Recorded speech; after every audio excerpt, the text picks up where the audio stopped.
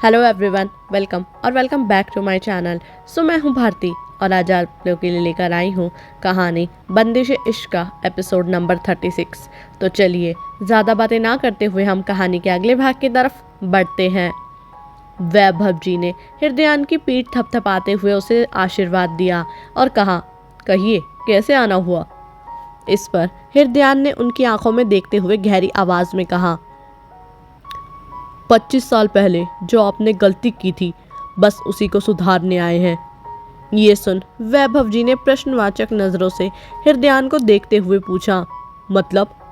इस पर हृदयान ने कहा, क्या कारण रहा था ऐसा कि इतना प्यार होते हुए भी आपको बुआ सा को यूं छोड़ना पड़ा। और वैभव जी के जवाब देने का इंतज़ार करने लगा। समृद्धि जी का जिक्र सुन वैभव जी एक पल को शांत हो गए और फिर उन्होंने कहा, अगर आप यहाँ केवल गड़े मुर्दे उखाड़ने आए हैं तो माफ़ कीजिए, पर हमारे पास इतना समय नहीं है। आप यहाँ से जा सकते हैं। हृदयान ये सुन बोला, हम कोई गड़े मुर्दे नहीं उखाड़ रहे हैं रणावत साहब, हम बस आपसे कारण पूछ रहे हैं कि आपने हमारी बुआ सा को क्यों छोड़ा। आपका प्यार इतना कमज़ोर था कि दुश्मनी के आगे फीका पड़ गया। ये सुन वैभव जी एक कठोर आवाज़ में बोले, हृदयान, आपकी इतनी उम्र नहीं कि आप हमारे प्यार पर प्रश्न उठाएं। कई जिम्मेदारियां होती हैं जिन्हें निभाने की खातिर एक इंसान को सब कुछ कुर्बान करना पड़ता है। इससे ज़्यादा हम कुछ नहीं कहना चाहेंगे। अगर आपको यही बात करनी है तो आप यहाँ से जा सकते हैं।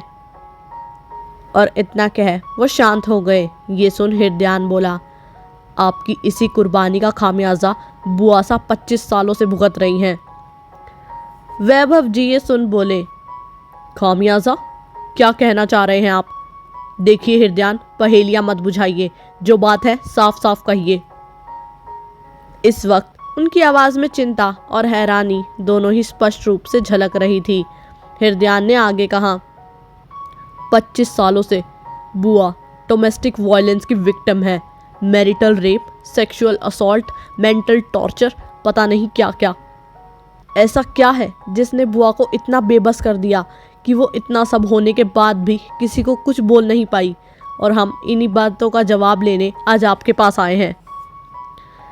उसकी ये बात सुनते ही वैभव जी धम से सोफे पर बैठ गए। समृद्धि, उनके साथ इतने सालों से ये सब हो रहा था, वो ठीक तो है ना? उन्होंने हमसे वादा किया था कि अगर उन्हें कुछ भी परेशानी होगी तो वो हमारे पास आएंगी। तो फिर वो इतने सालों से ये सब क्यों, कैसे?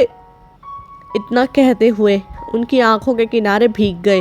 हृदयान ने उन्हें यूं देखकर पूछा, अगर आप बुआ सा से इस कदर प्रेम करते थे तो क्या कारण था कि इतने सालों से आप कभी उनसे मिलने नहीं गए?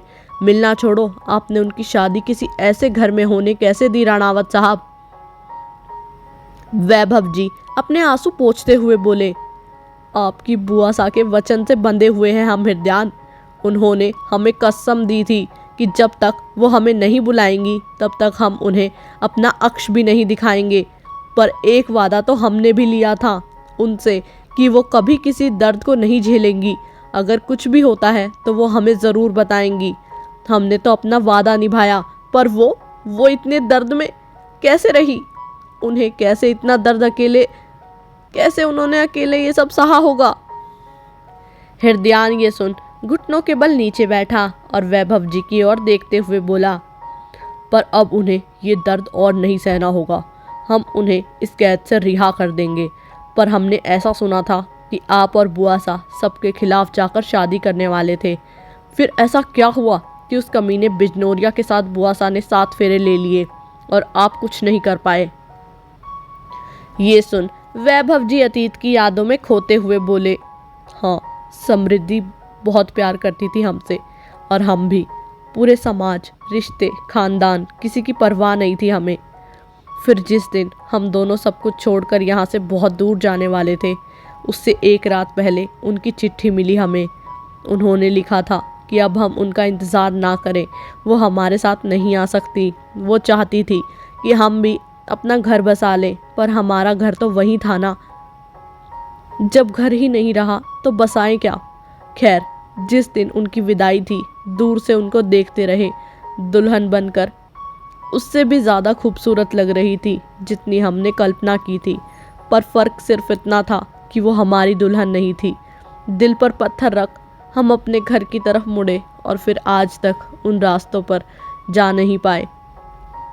इतना कहते कहते उनकी आवाज़ रोनी सी हो गई।